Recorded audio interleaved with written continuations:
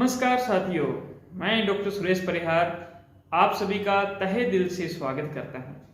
साथियों, आज इस सीबीटी के इस भाग में हम चर्चा करेंगे कि आप घर पर प्रैक्टिस कैसे कर सकें एक वर्कशीट के द्वारा। आज मैं आप सभी के साथ में एक वर्कशीट शेयर करूंगा और उस वर्कशीट के टोटल 5 कॉलम होंगे। उन 5 कॉलम की मदद से आप सीबीटी का जो एक पूरा एक सिस्टम रहता है उसको आप समझ पाएंगे। यद्यपि इसके लिए हमने पहले भी 3-4 वीडियो बना चुके हैं, आगे और भी इस पर वीडियो आएगी। साथियों, आइए शुरू करें सीबीटी का ये मॉडल जिसमें हम घर पर प्रैक्टिस कर सकेंगे इस वर्कशीट के द्वारा। जैसा कि आप अभी स्क्रीन पर देख रहे होंगे कि आपके पास में ये एक वर्कशीट हमने दी है जिसपे टोटल 5 कॉलम हैं ABCDE के नाम से। ए नंबर जो कॉलम है उसके अंदर लिखा होगा एक्टिवेटिंग इवेंट, बी पे लिखा होगा बिलीफ्स, सी पे लिखा होगा कॉन्सिक्वेंसेस, डी पे लिखा होगा डिस्प्यूट, ई पे लिखा होगा इफेक्ट। तो इस वर्कशीट के द्वारा आप सीबीटी की प्रैक्टिस करेंगे और उसी वक्त उस प्रैक्टिस की वजह से आपके अंदर कितना चेंजेस आया, उसका इफेक्ट कितना आया, आपके अंदर कुछ सुधार आया या नहीं आया, हम इस बात का भी पता लगा पाएंगे। और ये एक बहुत ही अच्छी और बहुत ही सुंदर बात है साथियों।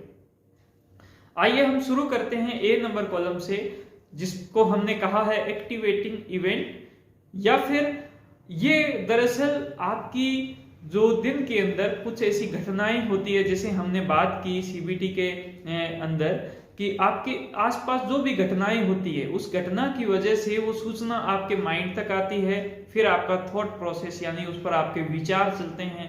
जैसे आपके विचार होंगे वैसा ही आपके अंदर इमोशंस पैदा होंगे और वैसा ही आपका बिहेवियर होगा।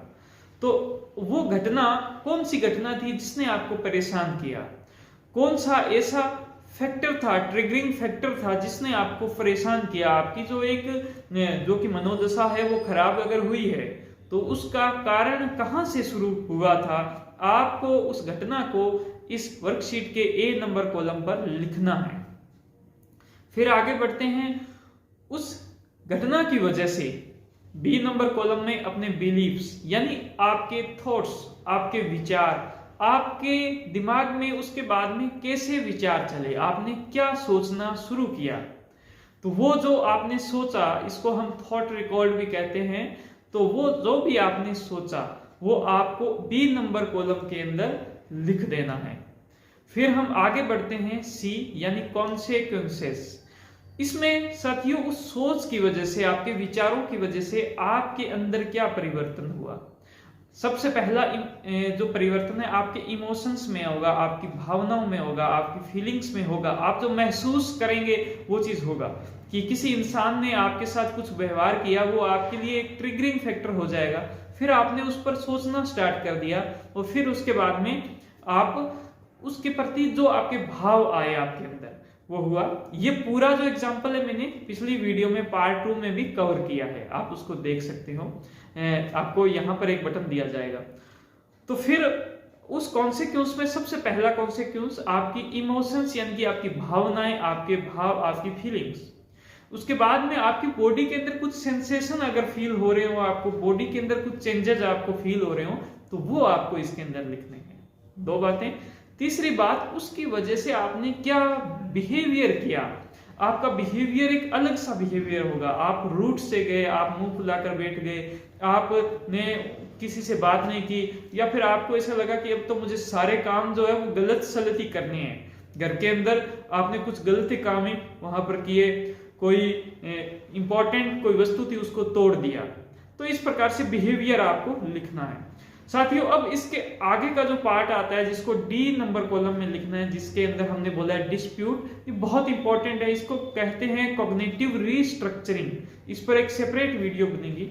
इस पर आपको पहले जो आपके विचार थे उसको देखते हुए आपको ये सोचना है कि मुझसे अच्छा माइंडसेट का इंसान इस दुनिया में कहीं ना कहीं होगा। ये घटना अगर उसके साथ होती तो वो इन विचारों की बजाय हो सकता है कुछ और अच्छा विचार सोचता। तो वो अच्छे विचार, जिसको हम बोलते हैं more realistic and more adaptive thought, तो वो अच्छे विचार क्या हो सकते थे? वो विचार आपको उस डिस्प्यूट में लिखने हैं। सबसे पहले लिखने के बाद में, लिखने का काम हो गया, फिर उसके बाद उन विचारों पर काम भी करना है, वैसे आपको सोचने हैं।